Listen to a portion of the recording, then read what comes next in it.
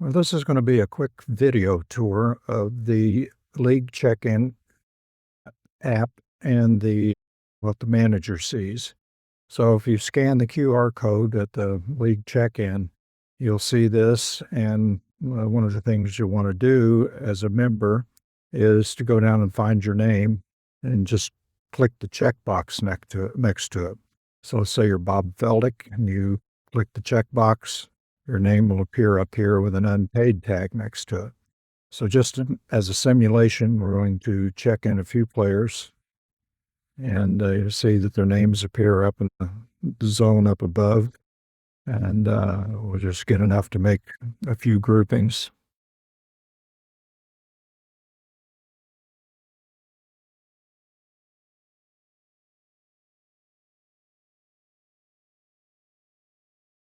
Now everybody that's on this site will see everybody that checks in.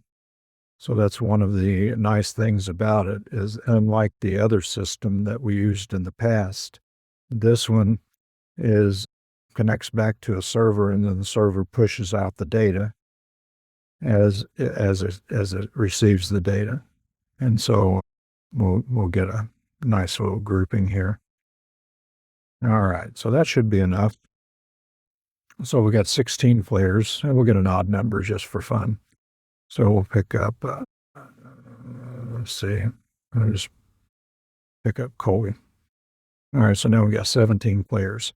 Now at this stage of the game, the league manager has his interface that he's looking at, and he'll be able to collect the money and change all these flags to paid. And so we'll see what he's looking at. He's going to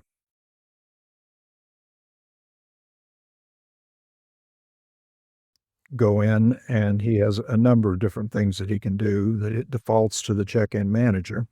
And he'll see everybody that's checked in, and he can change their flag from unpaid to paid simply by clicking on the button.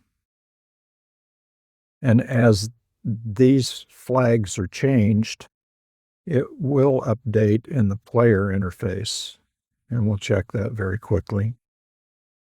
And supposedly that will update on the player's screen about every 10 seconds. It'll automatically refresh. So it doesn't happen automatically, but it will happen.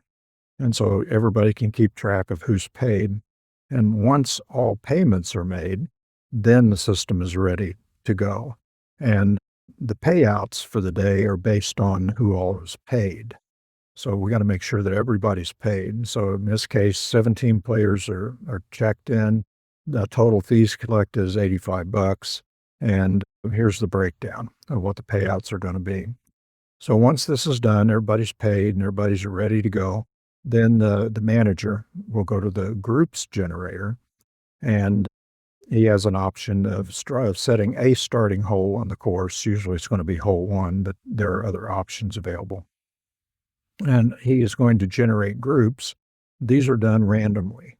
So it takes the number of players, and it's like shuffling a deck of cards. He just generates the groups, and those groups now are randomly generated. These are the ones that are going to be put out to play.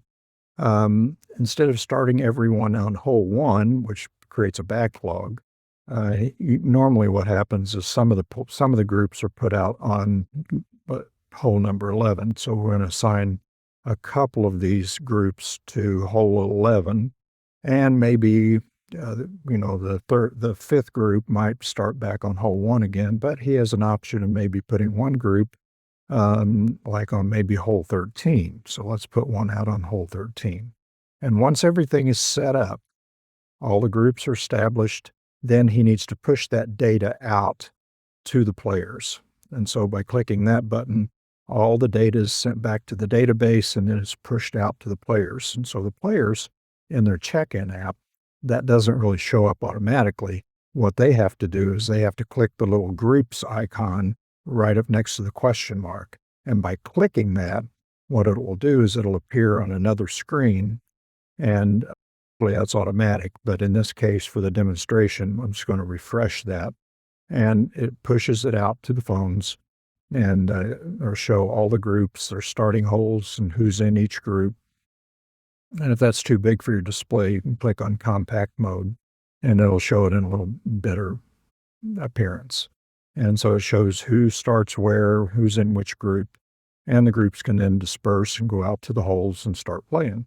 And then when they're done, of course, they can come back using UDisc, report their scores, and then the manager can go back into his management panel, go to the payouts, and determine who gets the $17 for the CTPs, who gets the $23 and $11 for the handicap pools, and who gets the $17 for the low scratch score.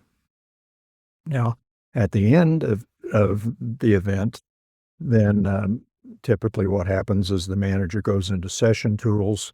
He clears out the league session by clicking on that. It says, yeah, you want to get rid of all the check-in data and all that kind of stuff. And he'll say, yeah, I sure do. And then what happens there is that everything's reset. All the players, the check-in stuff, that goes away. See how that refreshes? It's all gone. When I refresh, all that information is gone. And then starting the next week, the manager will go in and set a new league date, clear out everything. This clears out all the data, and it's ready to go for the next week. So there'll be a new active event ID, there'll be a new active league date set, and the world goes back to ground zero.